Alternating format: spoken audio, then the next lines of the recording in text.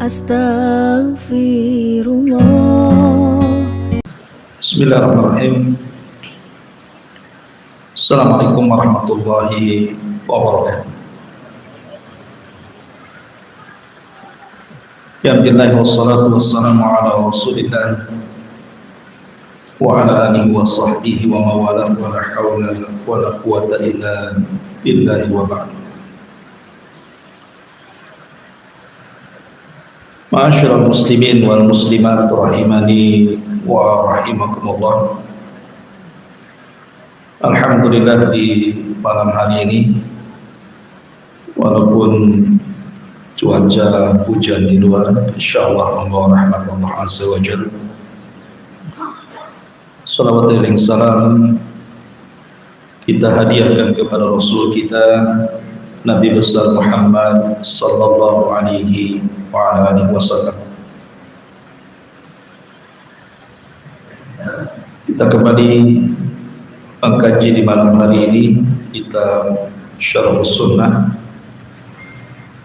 dan ada pembahasan tersisa dari ucapan beliau rahimahullah ta'ala. Qala al-mu'allif rahimahullah ta'ala, wal imanu bi anna Aba Bakrin wa Umar rahmatullah alaihima fi ujrati Aisyah radhiyallahu anha ma'a Rasulillah sallallahu alaihi wasallam qad dufina hunalika ma'a fa idza ataita al-qabra fattaslimu alaihima ba'da Rasulillah sallallahu alaihi wasallam wajib. Beriman dengan Abu Bakar Siddiq radhiyallahu anhu dan juga Umar bin Khattab radhiyallahu anhu, keduanya dikuburkan di kamar Aisyah radhiyallahu anha bersama Rasulullah sallallahu alaihi wasallam. Maka apabila Anda mendatangi kuburan tersebut, maka ucapkanlah kepada keduanya setelah ucapan salam kepada Rasul, dan hukumnya wajib.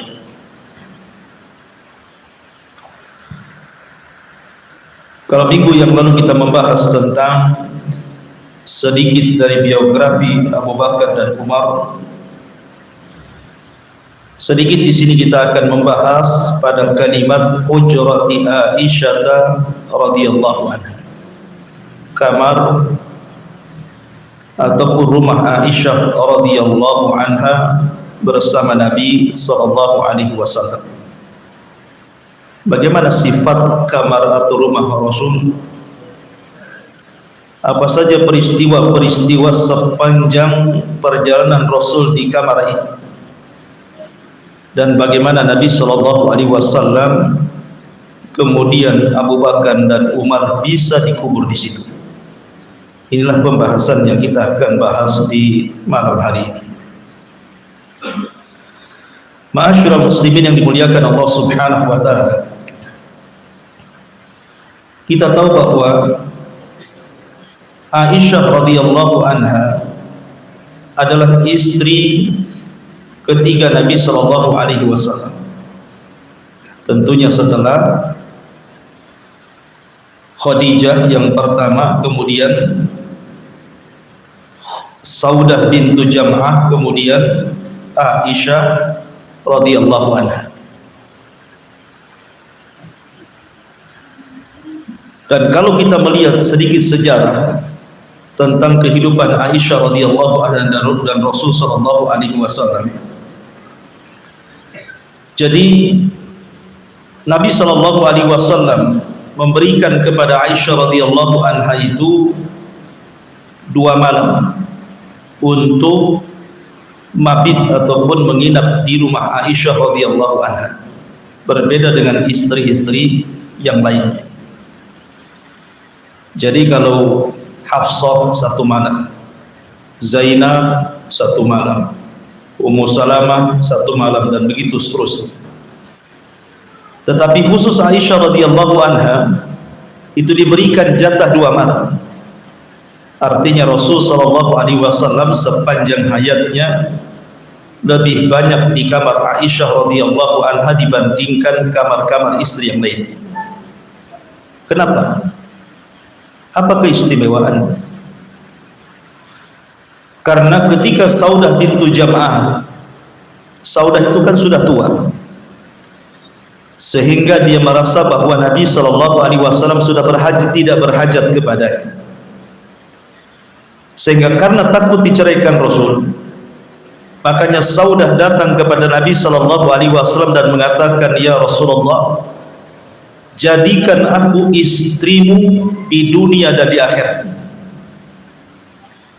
dan aku berikan malamku untuk Aisyah radhiyallahu anha." Sebab inilah Rasul mendapatkan jatah 2 malam karena pemberian dari Saudah. Ini pula lah yang menjadikan banyak para sahabat Nabi SAW menghantar hadiah kepada Rasul. Di kamar Aisyah inilah para sahabat banyak menghantar hadiah, dan tidak menghantar hadiah ketika Rasul berada di istri-istri yang lainnya. Karena Nabi SAW lebih mencintai Aisyah dibandingkan istri yang lain. Ini soal perasaannya, bukan soal keadilan. Karena perasaan itu walaupun Nabi tidak bisa adil, namanya perasaan, siapa yang tahu? Sehingga ketika Amr bin As radhiyallahu an bertanya kepada Rasul tentang orang yang paling dicintainya, Amr bin As ini bertanya, maksudnya supaya Rasul ketika ditanya siapa yang kau cintai wahai Rasul, kata Rasul kamu, begitu. Maunya Amr itu begitu. Tetapi di luar dugaan Amr, ketika Amr bin As bertanya siapa orang yang paling kau cintai wahai Rasul, Rasul tidak menyebut namanya. Justru Rasul menyebut nama Aisyah radhiyallahu anha. Kemudian ditanya lagi siapa lagi? Kata Nabi SAW, abuha, bapaknya. Kemudian siapa lagi? Kemudian Umar, Utsman, Ali. Kata Amr, saya nomor berapa? Maksudnya kan Nabi SAW bertanya kepada Rasul itu, maksudnya Rasul maunya menyebut dirinya. Tetapi bagaimana jawaban Rasul? Nabi SAW justru yang pertama disebut adalah Aisyah. Dari sini para sahabat tahu kecintaan Rasul kepada Aisyah radhiyallahu anha. Artinya bahwa apabila Nabi SAW berada di rumah Aisyah itu, Rasul senang hidupnya, karena hidup bersama wanita yang dicintainya, kan begitu. Karena para sahabat tahu bahwa kalau Rasul di kamar Aisyah pasti lagi senang, maka sahabat selalu menghantar hadiah. Bahkan Sa'd bin Ubadah radhiyallahu anhu tahu, dia selalu memberikan hadiah kepada Rasul. Tetapi kalau Rasul berada di rumah Aisyah, maka akan diberikan hadiah spesial oleh Sa'd bin Ubadah, pemimpin Khazraj itu. Dari sini pula menjadi kecemburuan istri-istri Nabi, seolah-olah kenapa sahabat itu kalau ngasih hadiah ketika Rasul berada di rumah Aisyah, kok tidak ngasih hadiah ketika Rasul berada di rumah-rumah yang lainnya? Akhirnya kemudian istri-istri Rasul yang lain berkumpul, mereka membicarakan soal hadiah ini. Akhirnya kemudian istri-istri Rasul SAW yang lainnya mengutus Ummu Salamah, karena Ummu Salamah ini kan agak berakat dan tidak punya cemburu. Ummu Salamah ini, makanya mereka memilih Ummu Salamah untuk datang kepada Rasul, kemudian mempertanyakan kenapa Rasul SAW tidak memerintahkan para sahabat memberikan hadiah apabila dia berada di istri-istri yang lain selain Aisyah radhiyallahu anha. Datanglah Ummu Salamah kemudian bertanya soal itu, tapi Rasul diam dan tidak menjawab. Kemudian istri-istri yang lainnya kan menunggu tuh apa jawabannya. Maka Ummu Salamah mengatakan, aku sudah bertanya tapi Rasul diam, macam mana? Maka istri yang lain mengatakan, kalau begitu nunggu giliranmu saja. Kalau seandainya Rasul berada di giliran malammu, tentu kau leluasa mempertanyakan hal itu kan. Akhirnya ketika Rasul betul-betul berada di giliran Ummu Salamah radhiyallahu anha, maka Ummu Salamah mengulang pertanyaannya. Kenapa Nabi SAW memberikan hadiah di saat dia berada di rumah Aisyah dan tidak memberi hadiah para sahabat di saat dia berada di istri yang lain? Tapi sekali lagi Rasul diam, tidak menjawab. Keesokan harinya istri-istri Rasul bertanya lagi, ya Ummu Salamah, apa keputusan Rasul? Kata Ummu Salamah, aku sudah bertanya, Rasul diam, macam mana? Gak mungkin saya memaksa Rasul untuk menjawab kan. Bagaimana hormatnya istri Rasul kepada Rasul. Coba istri antum ada masalah bertanya sama antum, kalau antum gak jawab marah gak? Gak marah istri antum, piring bisa loncat itu dari tempatnya. Masyaallah muslimin yang dimuliakan Allah Azza wa Jalla. Jadi akhirnya kemudian karena mereka tidak berhasil mempertanyakan hal itu kepada Ummu Salamah, dipanggilnya Fatimah. Fatimah putri Nabi Sallallahu Alaihi Wasallam. Coba lewat Fatimah berhasil nggak? Fatimah itu kan lebih tua daripada Aisyah radhiyallahu anha.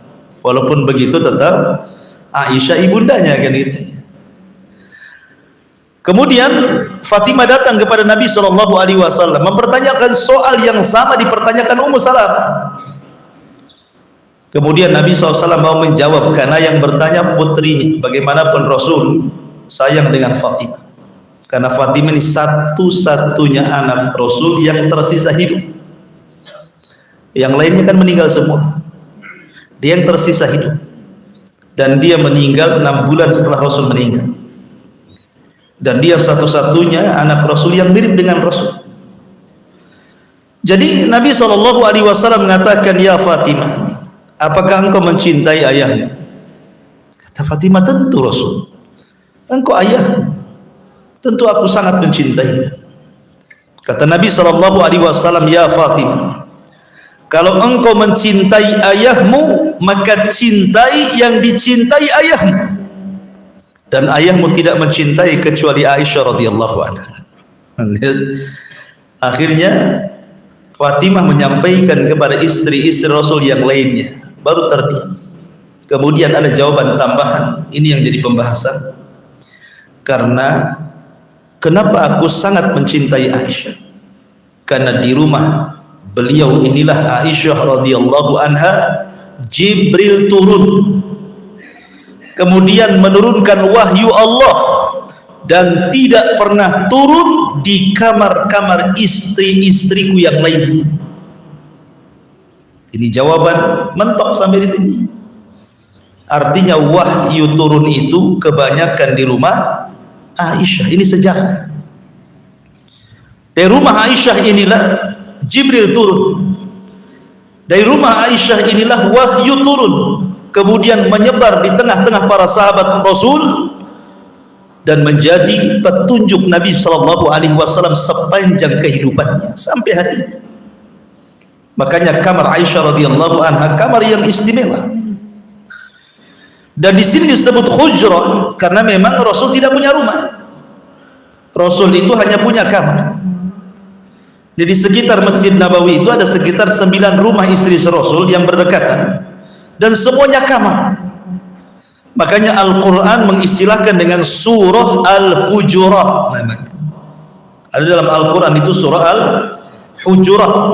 Al-Hujurat itu artinya kamar-kamar. Kamar-kamar istri Nabi sallallahu alaihi wasallam. Makanya kalau kita melihat di dalam surah Al-Hujurat itu diceritakan bagaimana para sahabat itu kalau bertanya kepada istri Rasul di balik hijab. Dan subhanallah ikhwan,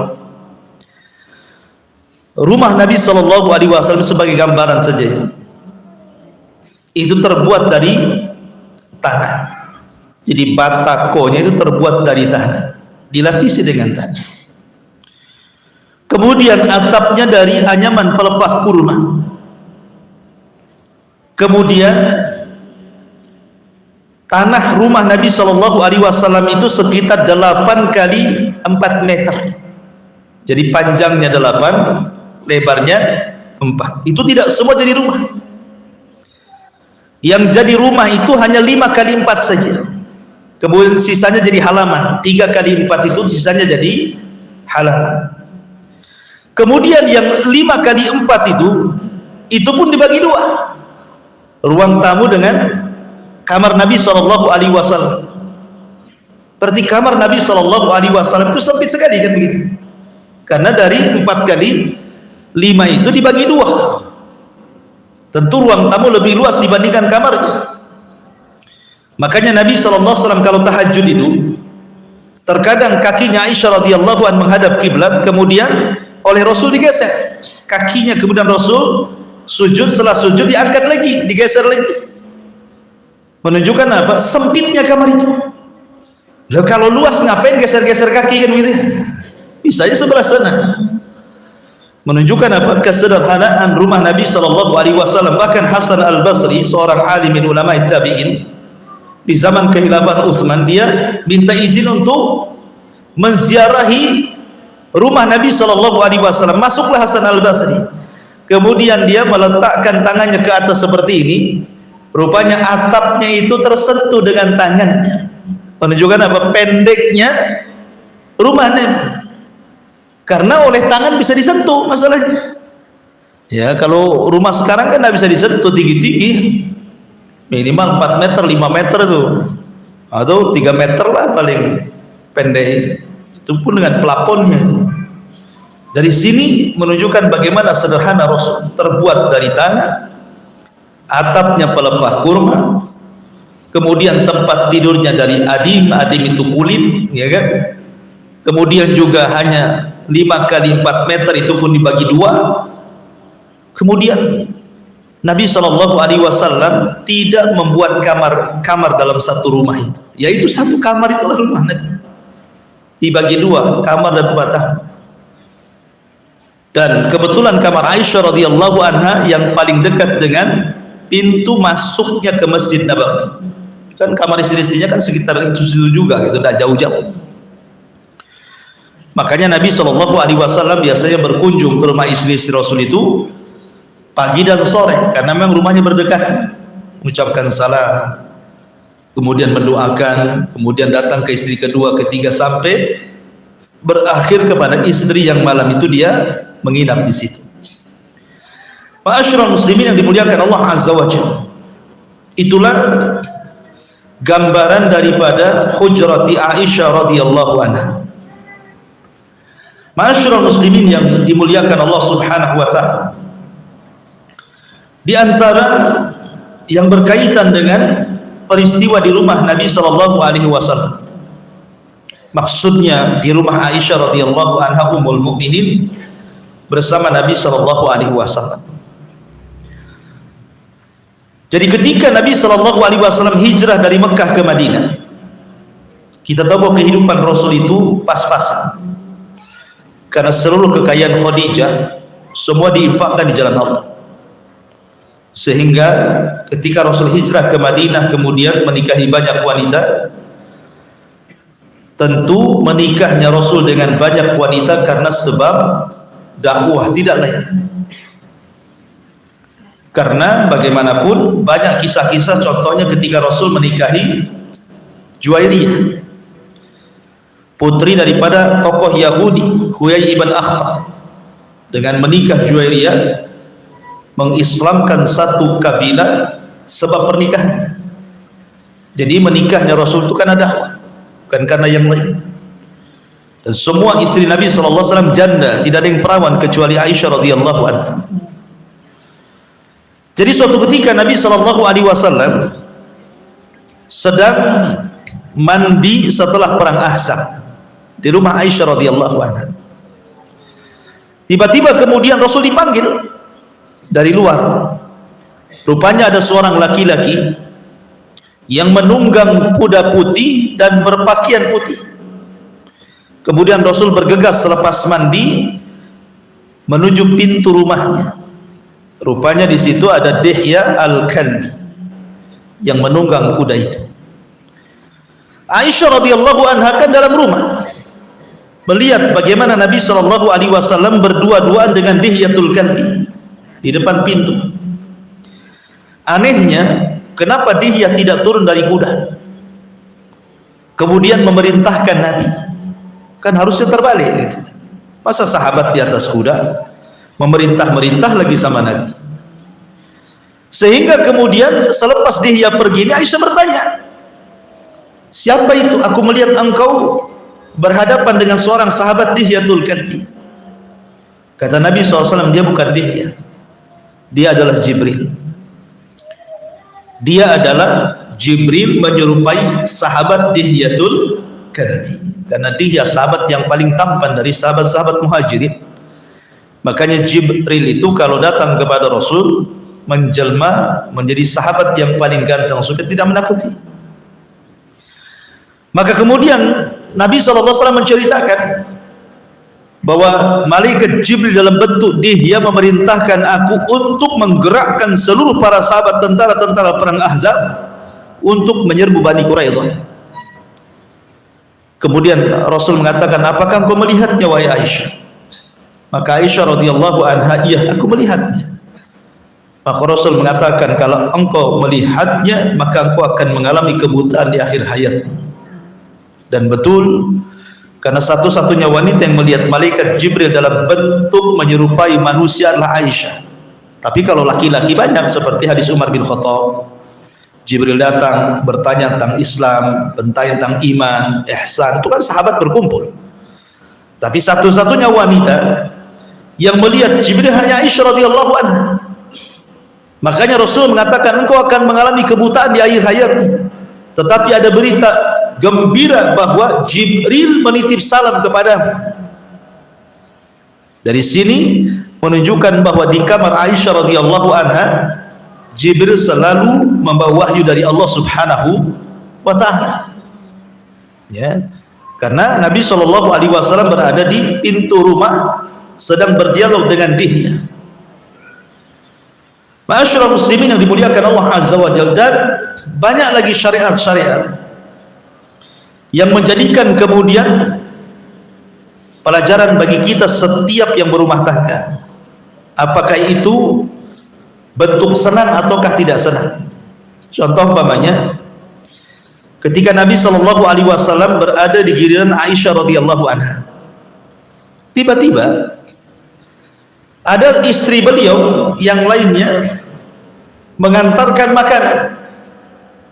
Ada yang mengatakan bahwa yang mengantarkan makanan itu adalah Safiyah bintu Huyai. Jadi ketika itu kan sahabat berkumpul di rumah Aisyah, karena itu memang gilirannya. Tiba-tiba Aisyah radhiyallahu anha cemburu, dihantar makanan oleh Safiyah.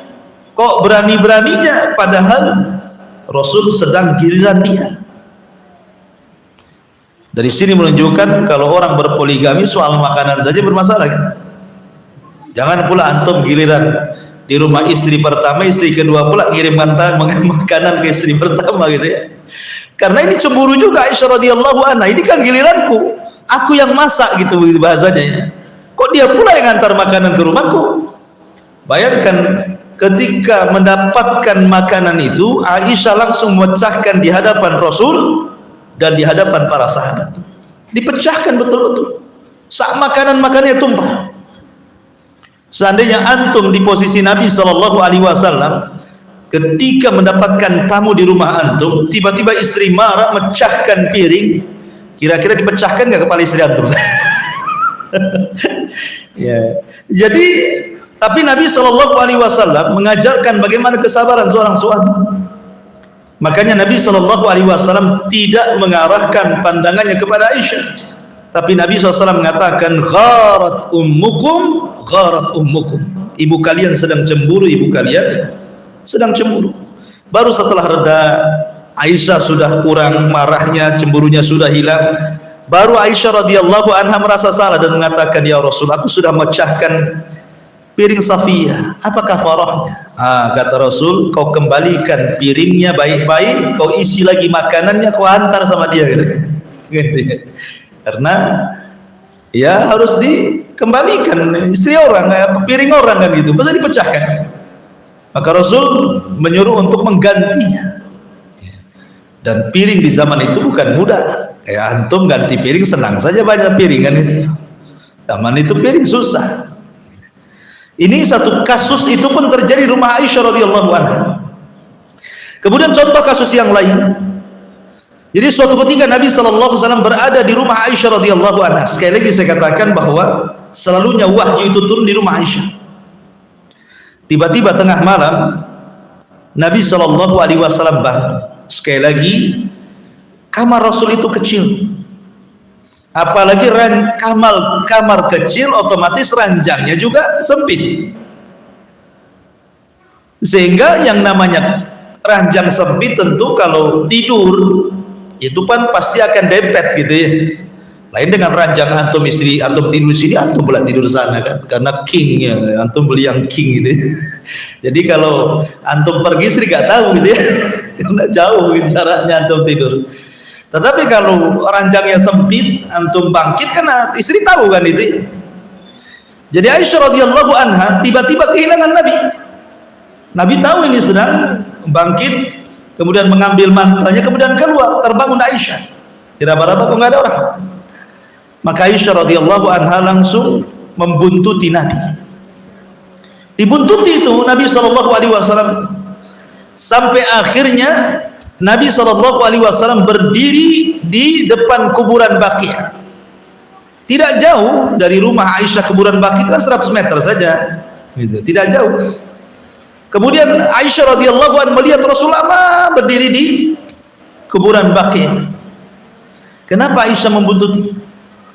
Karena Aisyah itu naluri perempuannya timbul cemburu, disangkanya malam itu Rasul menginap di istri yang lainnya, curi-curi waktu mungkin bahasa kita. Nah, ini istriku mumpung masih tidur gitu kan, ke istri sebelah dulu lah kan itu, nanti subuh balik lagi kan. Kan bisa saja. Itu pikirannya Aisyah radhiyallahu anha. Sehingga kemudian ketika Aisyah sudah tahu Nabi SAW berada di kuburan Baqi', itu pun masih ditunggu. Jangan-jangan Rasul sebentar di situ kemudian pergi ke tempat yang lain gitu, ditunggu. Akhirnya Rasulullah di depan kuburan Baqi'. Setelah itu Nabi pulang. Lah ketika pulang itulah kaget Aisyah.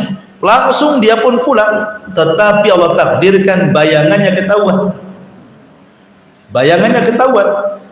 Tetapi Nabi SAW membiarkan. Sampai Aisyah kemudian masuk ke rumah, ngambil selimutnya, kemudian pura-pura tidur. Orang yang lari pasti ada nafas kecapean, ya kan?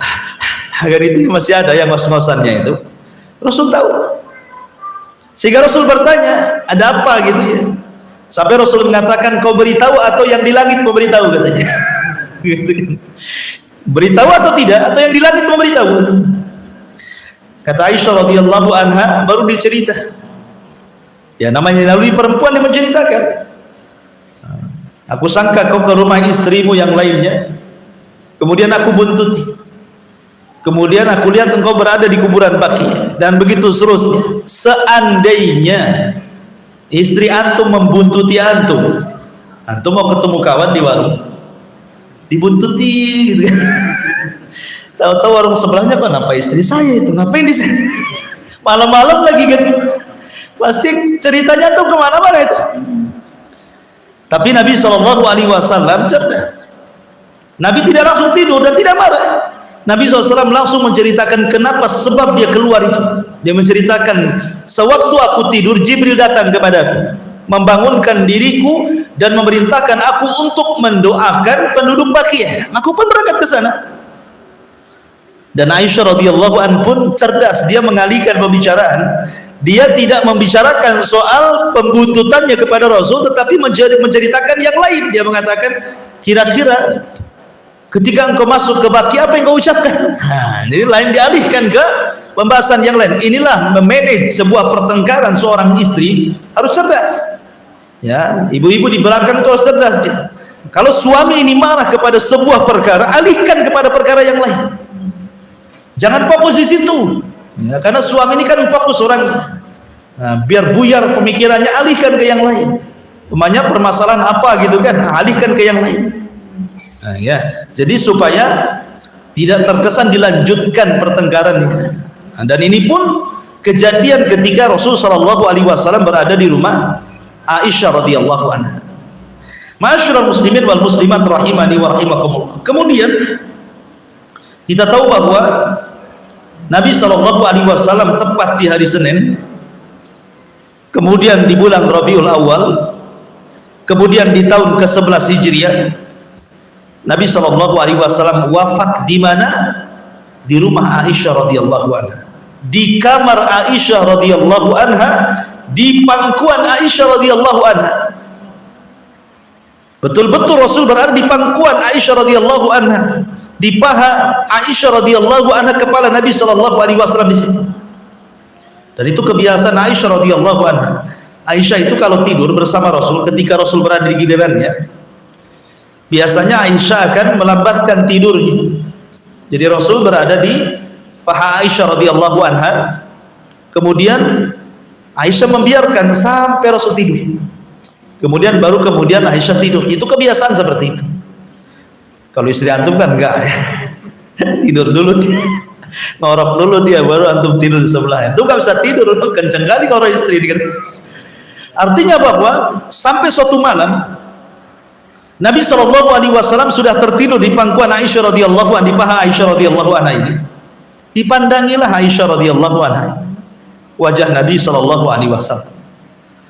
Tiba-tiba tidak sadar meneteslah air mata Ummul Mukminin Aisyah radhiyallahu anha, karena derasnya akhirnya tetesan air mata itu terkena pipi Nabi. Ya sontak saja Nabi bangun. Kemudian Nabi duduk, dipandangi wajah istrinya dan mengatakan, lima tabki wa lima dum, kenapa kau menangis dan kenapa kau mencucurkan air mata? Aisyah radhiyallahu anha, lihat kenapa Aisyah radhiyallahu anha menangis. Aisyah tidak menangis soal rumahnya yang sempit, tidak. Soal Nabi tidak memberikan kalung, gelang ataupun yang lainnya. Aisyah radhiyallahu anha menangis bukan karena memikirkan dunia, tetapi Aisyah radhiyallahu anha menangis dan mengatakan, ya Rasulullah, tadzakartu yaumal qiyamah. Rasul, aku teringat dengan hari kiamat. Kata Aisyah radhiyallahu anha, ya Rasulullah, hal tadhkuru bi ahlika yaumal qiyamah? Rasul, apabila terjadi hari kiamat, mungkinkah kau ingat keluargamu? Mungkinkah kau ingat istrimu ini? Maka Nabi SAW mengatakan, ya Aisyah, ya Aisyah, wahai Aisyah, kelak pada hari kiamat, la yadhkuru ahadun ahada illa fi thalathati mawatin fala yadhkuru ahadun ahada. Ya Aisyah, seseorang tidak mungkin ingat siapapun pada hari kiamat kecuali di 3 tempat. Rasul menyebutkan kecuali di 3 tempat orang tidak akan ingat siapapun. Di 3 tempat ini orang akan lupa siapapun kecuali dirinya saja. Kemudian Nabi SAW menyebutkan 3 tempat itu. Yang pertama, indas sirat, ketika berada di titian siratal mustaqim, la yadhkuru ahadun ahada, siapapun tidak akan ingat siapapun kecuali dirinya, sampai dia mengetahui dia sanggup melintasi titian itu ataukah dia orang yang jatuh dari titian itu. Kemudian yang kedua, inda al-mawazin, di tempat penimbangan amal, seseorang tidak akan ingat siapapun sampai dia mengetahui apakah timbangan kebaikannya berat ataukah timbangan keburukannya yang berat. Kemudian yang ketiga, inda tatayurus suhuf, ketika catatan-catatan diterbangkan, seseorang tidak ingat siapapun sampai dia mengetahui apakah dia sanggup mengambil catatannya dengan tangan kanannya ataukah justru mengambil dengan tangan kirinya. Jadi itulah kebiasaan Nabi SAW meletakkan kepala di paha istrinya Aisyah Ummul Mukminin radhiyallahu anha sampai ketika detik-detik wafatnya juga sama. Nabi berada di pangkuan Aisyah radhiyallahu anha sampai ketika ada Abdurrahman saudaranya masuk, Abdurrahman bin Abi Bakar sedang bersiwak.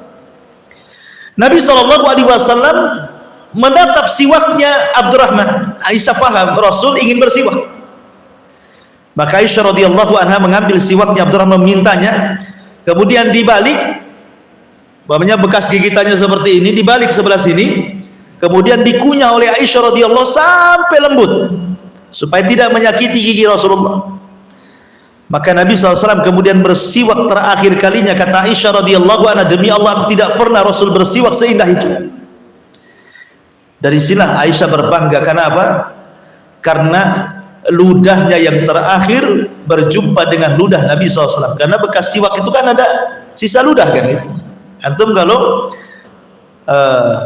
melemaskan siwak gitu ya, melembutkan siwak kan ludahnya ada sisa di situ. Kemudian oleh Rasulullah SAW disiwakkan ke giginya, sehingga bercampurlah ludah Aisyah Ummul Mukminin dengan ludah Rasulullah. Makanya disitulah Aisyah berbangga, itulah ludahku yang terakhir bercampur dengan ludah Nabi SAW. Kemudian Nabi SAW pun menghembuskan nyawanya persis di pangkuan Ummul Mukminin radhiyallahu anha. Ketika Nabi SAW meninggal, Aisyah tidak sanggup bangun. Gimana Rasul berada di pangkuannya? Tetapi dia harus memberitahu para sahabat yang menanti di Masjid Nabawi. Sehingga dengan susah payahnya Aisyah bangkit dengan penuh kesedihannya, kemudian berteriak-teriak dan mengatakan, mata Rasulullah, mata Rasulullah. Nabi sudah meninggal, Nabi sudah meninggal. Semua para sahabat telah kaget-kaget kan itu. Bagaimanapun percaya dan tidak para sahabat ini bahwa Rasul sudah meninggal. Sampai Ali tidak sanggup bangun, Utsman tidak sanggup bangun, Umar langsung pulang mengambil pedangnya dan mengancam-ngancam. Abu Bakar pun ketika itu entah berada di mana, dia mendapatkan kabar Rasul meninggal, langsung dia mendatangi Masjid Nabawi.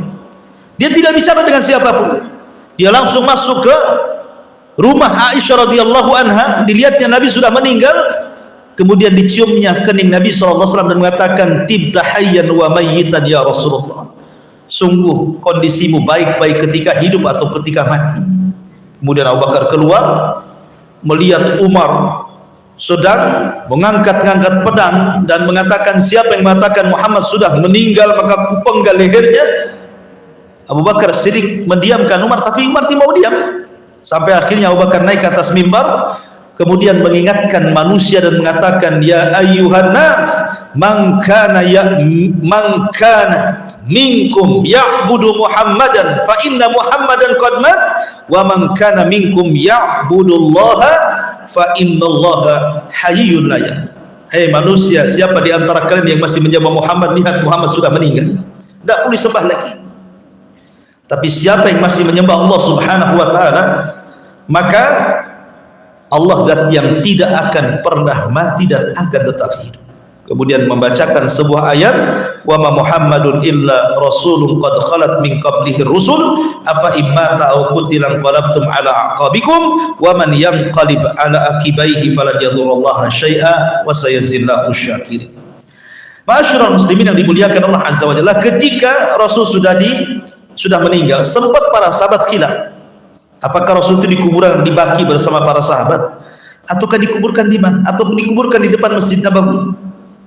Tetapi saat khilaf itulah datang Abu Bakar dan mengatakan, aku mendengar Rasul bersabda, setiap Nabi meninggal maka disitulah dia dikebumikan. Karena meninggal di kamar Aisyah radhiyallahu anha, di atas ranjang Aisyah radhiyallahu anha, maka langsung ranjang itu digeser, kemudian digali di bawahnya. Maka disitulah Nabi SAW dikebumikan. Ketika Abu Bakar Siddiq radhiyallahu anhu di masa khilafahnya dan sudah 2 tahun memerintah kaum muslimin, Abu Bakar pun sakit parah disebabkan mandi tengah malam di musim yang sangat dingin. Tepat di malam Senin di mana Nabi SAW meninggal dunia, dia pun berangan-angan meninggal di waktu yang sama. Karena usia Abu Bakar meninggal pun sama dengan usia Nabi, 63 tahun. Dan betul Abu Bakar Siddiq radhiyallahu anhu meninggal di hari Senin, di hari yang dia inginkan seperti Nabi SAW meninggal dunia. Kemudian sebelum meninggal dunia, dia berpesan kepada putrinya Aisyah Ummul Mukminin agar diizinkan untuk dikebumikan di samping Nabi. Ya, namanya anaknya tentu mengizinkan ayahnya. Ikhtiram, padahal Aisyah radhiyallahu menginginkan dia yang ada di situ kan itu. Tetapi karena dia mendahulukan ayahnya, birrul walidain, akhirnya Abu Bakar pun di samping Rasul dikebumikan sejajar dengan bahu Nabi sallallahu alaihi wasallam. Kemudian setelah Abu Bakar meninggal, khalifah jatuh ke tangan Umar bin Khattab radhiyallahu anhu. Maka saat Umar ditusuk oleh Abu Lulu al-Majusi, maka dia memerintahkan Abdullah ibn Umar untuk datang kepada Aisyah radhiyallahu anha dan mengatakan, wahai Abdullah ibn Umar, datang kepada Ummul Mukminin Aisyah radhiyallahu anha, katakan kepadanya, jangan sebutkan dari Amirul Mukminin, sebutkan dari Umar ibn Khattab, bahwa Umar ibn Khattab meminta izin agar dikebumikan di samping ayahnya, di samping Nabi sallallahu alaihi wasallam. Maksud di samping ayahnya Abu Bakar dan Nabi sallallahu alaihi wasallam. Kemudian Aisyah pun terpaksa mengizinkan. Sekali lagi, padahal dia menginginkan kuburan dia di situ. Tetapi dia menghormati Umar karena tahu jasanya Umar. Maka Aisyah radhiyallahu mengizinkan. Maka Umar pun dikuburkan sejajar dengan kaki Nabi. Ya, jadi kuburan Rasul, kemudian di bawah bahunya kuburan Abu Bakar, dan agak jauh sedikit sejajar dengan kaki Rasul itu kuburan Umar bin Khattab radhiyallahu anhu. Jadi di kamar Aisyah itu cuman ada 3. Ya, sebenarnya ketika itu Abdurrahman bin Auf juga ingin dikebumikan di situ, izin kepada Aisyah, tapi Aisyah menolaknya. Ya, termasuk Aisyah sendiri tidak dikubur di situ kan.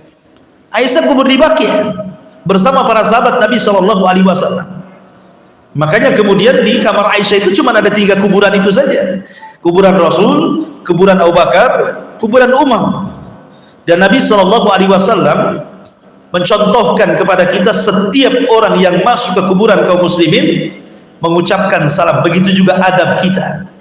Apabila kita masuk ke kuburan Rasul, Abu Bakar dan Umar, kita dianjurkan. Di sini hukumnya wajib kata Imam Barbari, tapi jumhur mengatakan sunnah. Jadi kalau kita masuk ke kuburan Rasul, Abu Bakar dan Umar, pertama kita arahkan kepada Rasul, kemudian mengucapkan salam kepada kuburan Rasul. Kemudian setelah itu bergeser ke kuburan Abu Bakar, kemudian mengucapkan salam ke kuburan Abu Bakar. Kemudian bergeser kepada kuburan Umar, kemudian mengucapkan salam kepada kuburan Umar radhiyallahu, dan itu adabnya. Kita mengucapkan salam kepada 3 kuburan ini, kepada Rasul, kepada Abu Bakar, dan kepada Umar, dan tidak dianjurkan untuk berlama-lama di situ. Apalagi kemudian meminta sesuatu dari urusan dunia, maka tidak boleh. Karena Rasul mengatakan, idza sa'alta fas'alillah wa idza sta'anta fasta'in billah. Kalau minta sesuatu, minta kepada Allah. Jangan minta kepada kuburan Rasul, apalagi Abu Bakar, apalagi Umar. Minta kepada Allah Subhanahu wa taala. Ya, jadi adabnya di situ hanya mendoakan, kemudian ambillah pelajaran dari 3 kuburan itu. Ingatlah perjuangan Rasul, perjuangan Abu Bakar, perjuangan Umar. Ingatlah kematian dengan meninggalnya 3 orang. Kalau mereka saja bisa meninggal, apalagi kita, gitu. Ya, kemudian rasakan seolah-olah Rasul itu hadir di situ, sehingga kita makin mentakdim kepada Nabi sallallahu alaihi wasallam. Dan ingat bahwa tujuan ziarah kita ke Madinah itu yang pertama menziarahi masjid dulu. Setelah itu baru kuburan Nabi. Karena Rasul yang mengatakan la tushaddur rihal illa ila thalathati masajid. Tidak boleh menyengajakan safar untuk beribadah kecuali ketiga masjid. Masjidil Haram, kata Rasul, masjidku ini Masjid Nabawi, baru Masjidil Aqsa. Nah, begitulah adab-adabnya. Adapun yang dilakukan orang-orang sekarang, kemudian sampai-sampai melempar tulisan, ditulis minta apa, minta ini, minta itu, kemudian kalau dia masuk ke Raudhah ada celah-celah kuburan Nabi dilempar gitu ya. Belum sampai ke kuburan Nabi udah disapu sama tukang sapu, udah sampai lah kan. Rupanya pas dibaca tukang sapu ketahuan alamatnya, Puskopkar, orang Puskopkar rupanya. Wallahu a'lam bishawab. Subhanallah bihamdika asyhadu an la ilaha illa anta astaghfiruka wa atubu ilaik. Allahu ta'ala. Assalamualaikum warahmatullahi wabarakatuh.